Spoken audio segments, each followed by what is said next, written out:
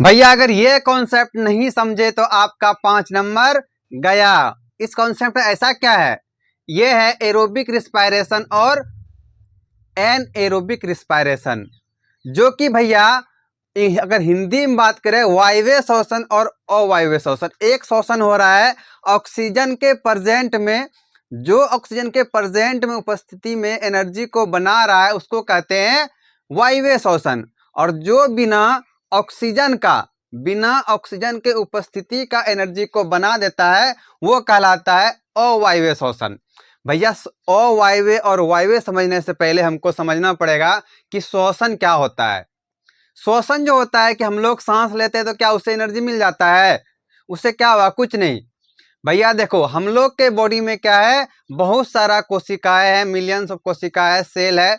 उन कोशिका के पास कौन जाता है, फूड जाता है, उसके साथ साथ उसके पास जाएगा ऑक्सीजन जाएगा।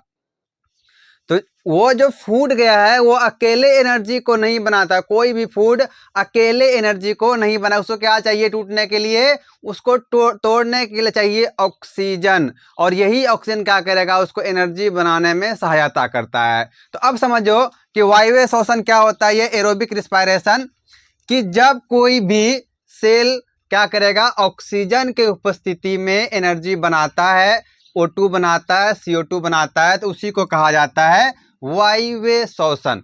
वायवीय श्वसन देखो वो प्रक्रिया है जिसमें कोशिका O2 की उपस्थिति में ग्लूकोज का पूर्ण अपघटन करके ऊर्जा ATP, CO2 और H2O बनाती है। समझिएगा कि वो क्या बोला, कि वो प्रक्रिया जिसमें कोशिका क्या करता है, O2 की उपस्थिति में, मतलब ऑक्सीजन की उपस्थिति में यह ग्लूकोज को पूरी तरह से तोड़ देगा। क्या करेगा, पूरी तरह से ग्लूकोज को तोड़ देगा, और यही क्या बनाने का स्टार्ट हो जाएगा, यह ऊर्जा बना देगा। क्या बनाएगा, ऊर्जा बना देगा। ऊर्जा बनाने के साथ साथ बनाता है ये O2 और H2O। ये तो पहला कंडीशन था भैया कि वायवीय श्वसन में, और ये बहुत सारा होता होगा, जैसे कि मान लो ये क्या है, अभी वायवीय श्वसन है, इसमें ऑक्सीजन चाहिए इसको, तो पहला पॉइंट क्या लिख दो कि ऑक्सीजन की उपस्थिति में होता है, इसमें ऑक्सीजन चाहिए। क्यों चाहिए, ग्लूकोज को टूटने के लिए क्या चाहिए, ऑक्सीजन चाहिए, और इसी ऑक्सीजन के कारण पूरा का पूरा ग्लूकोज अच्छे तरह से टूट जाता है। दूसरा है कि अधिक ऊर्जा उत्पन्न होता है, किसमें, वायवीय श्वसन में अधिक ऊर्जा उत्पन्न होगा। किससे अधिक, अवायवीय से ज्यादा ऊर्जा इसमें बनता है। कितना ऊर्जा बनता है भैया, अगर एक सेल को एक ग्लूकोज दिए, कितना ग्लूकोज दिए, एक ग्लूकोज दिए, तो वो क्या करेगा, इसके बदले में हमको 36 से 38 ATP देगा। क्या देगा, 36 से 38 ATP देगा। कितना ग्लूकोज दिए हैं अभी इसको, सिर्फ और सिर्फ एक ही ग्लूकोज दिए हैं।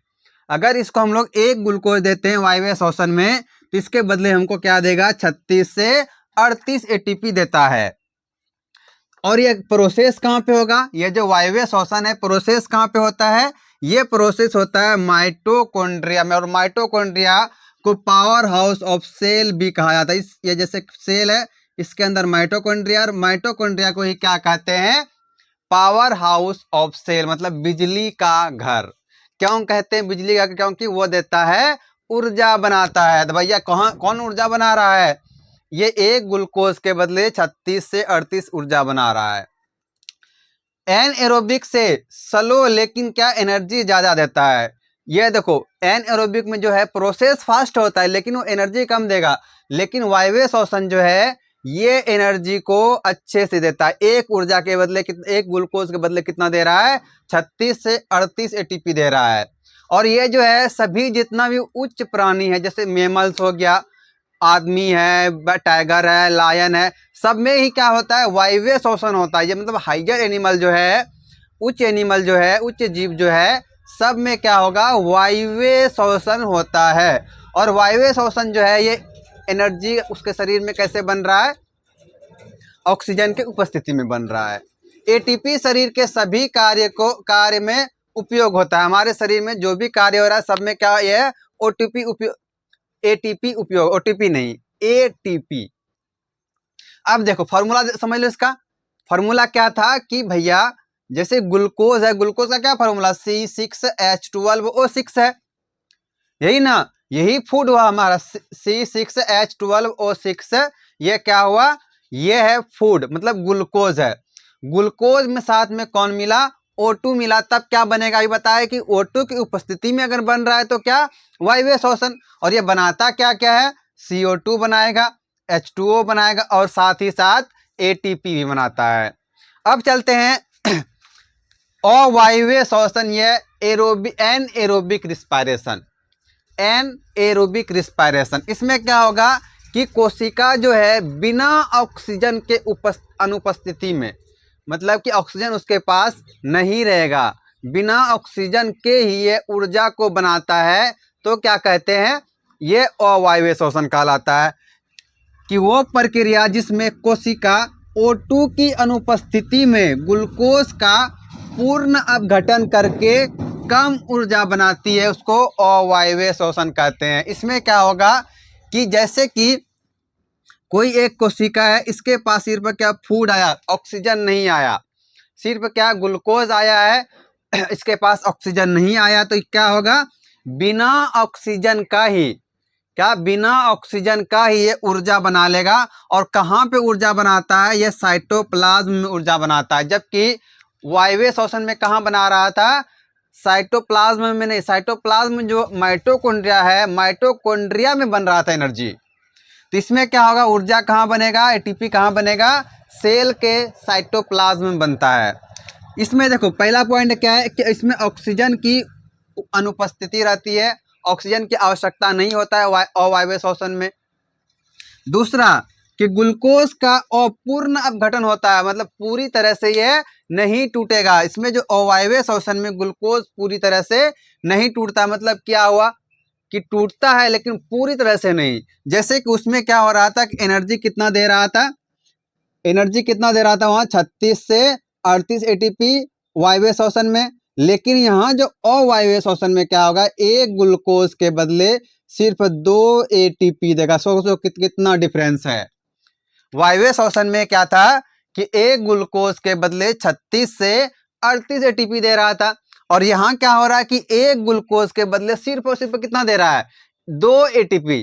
कितना, 2 एटीपी। और इसके साथ दिक्कत क्या है कि अलग अलग बॉडी में, अलग अलग जानवर में ये अलग अलग चीज बनाता है। एटीपी तो बनाता ही बनाता है, जैसे लैक्टिक एसिड ही बना देगा, अल्कोहल भी बना देगा। जैसे कि आदमी के शरीर में क्या होता है, ज्यादा काम करने से, ज्यादा दौड़ने से उसके बॉडी में दर्द होता है। क्या पता है क्यों दर्द हो रहा है, क्योंकि आपके बॉडी में ऑक्सीजन का कमी हो रहा था। तो उस समय पे क्या हुआ कि वो वायवीय श्वसन कर दिया, अवायवीय श्वसन कर लिया। जब वो अवायवीय श्वसन किया तो क्या बना, बॉडी में लैक्टिक एसिड बन जाता है, उसी कारण उसके मांसपेशियों में दर्द होता है। ग्लूकोज जो पूरी तरह से नहीं टूट रहा है, वो कहाँ पे टूटता है, साइटोप्लाज्म में। कहाँ टूटता है, साइटोप्लाज्म में। और यह क्रिया जो है तेज होती है, लेकिन ऊर्जा यह कम देता है। मांसपेशियों में क्या करेगा, ये लैक्टिक एसिड बनाने की वजह से दर्द होता है। जैसे आदमी को बता कि ज्यादा दौड़ने से उसके बॉडी में पूरा दर्द होता है, तो किस कारण से हो रहा है, लैक्टिक एसिड के कारण हो रहा है। देखो ये जो है अवायवीय श्वसन जो ऊर्जा बनता है, कब बनता है, इमरजेंसी के कंडीशन में, कि आप दौड़ते जा रहे हैं लेकिन आपको उतना ऑक्सीजन नहीं मिल पा रहा है, आपको उतना एनर्जी नहीं मिल पा रहा है, तो उस कंडीशन में ये अवायवीय श्वसन काम में आता है। इसका फॉर्मूला क्या होगा कि ये ग्लूकोज तो इसके पास भी है, खाना तो इसके पास भी है, लेकिन इसके पास क्या नहीं है, ऑक्सीजन नहीं है। तो ये क्या बना लेगा, किसी के बॉडी में ये अल्कोहल बनाता है, किसी के बॉडी में ये लैक्टिक एसिड, एटीपी तो सब में ही बनाएगा। एटीपी क्या करेगा, दोनों में ही बनाएगा। दोनों में डिफरेंस क्या क्या था, डिफरेंस गिनिएगा। जो क्या है, वायवीय श्वसन मतलब एरोबिक रिस्पायरेशन है, उसमें ऑक्सीजन की उपस्थिति होना चाहिए, और जो अवायवीय श्वसन है उसमें ऑक्सीजन की उपस्थिति नहीं चाहिए। दूसरा क्या कि जो वायवीय श्वसन है ये जो है एक ग्लूकोज से 36 से 38 एटीपी देता है, जबकि ये एक ग्लूकोज के बदले सिर्फ और सिर्फ कितना देगा, 2 एटीपी देता है। 2 पॉइंट आप याद रखिए, एग्जाम में आपको 5 नंबर से कोई नहीं रोक सकता है। क्लास 10th का